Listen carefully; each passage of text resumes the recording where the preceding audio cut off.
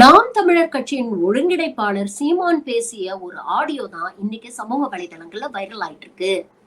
நான் சொல்றவன் தான் கேண்டிடேட். நாத்தாக்கா சார்பில் அவன் தான் தேர்தல்ல போட்டியிடுவான். அதை மீறி எவனாவது போட்டியிடணும்னு நினைச்சீங்கன்னா தாராளமா கட்சியை விட்டு வெளியேறி விஜய் கட்சியில வேணா கூட சேர்ந்துக்கங்க.